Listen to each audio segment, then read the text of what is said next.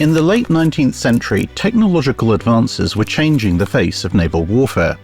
Smokeless gunpowder, breech-loading cannons, and telescopic sights allowed for increasingly accurate and devastating naval gunfire.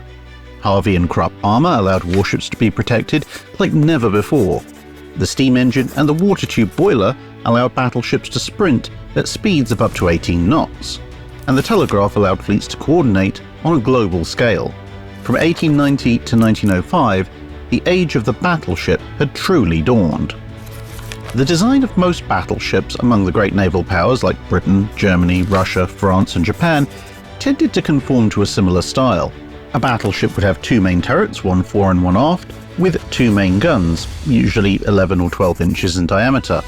She would also have a secondary battery of smaller, quick-firing guns to ward off lighter ships. Battleships had thick armoured belts to protect against shell impacts, and to mask their fire, battleships would sail in a line of battle formation and try to fight side on to the enemy. The destroyer was a new, small class of vessel that threatened these larger ships. Armed with torpedoes, a destroyer could strike a battleship below the waterline, bypassing the thick armoured belt and crippling or sinking the ship with a single blow. Destroyers also mounted small guns to fight against enemy destroyers and torpedo boats, but they had almost no armour and had to rely on being nimble and quick to escape danger. And finally, the cruiser bridged the gap between battleships and destroyers. Cruisers might patrol colonial waters and raid enemy shipping alone, or as part of an independent squadron.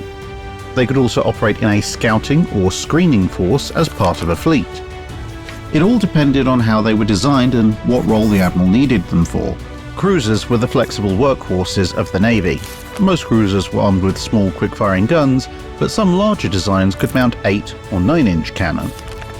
Many nations with less developed shipbuilding industries contracted with friendly great powers to build their fleets.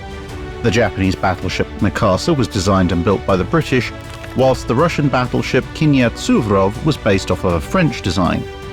These two ships would meet at the greatest naval battle of this period, the Battle of Tsushima. Technology continued to advance at a blistering pace though. Only 5 months after Tsushima, across the world in Britain, First Sea Lord Admiral Fisher was laying down a new vessel that would make all previous battleships obsolete: Dreadnought.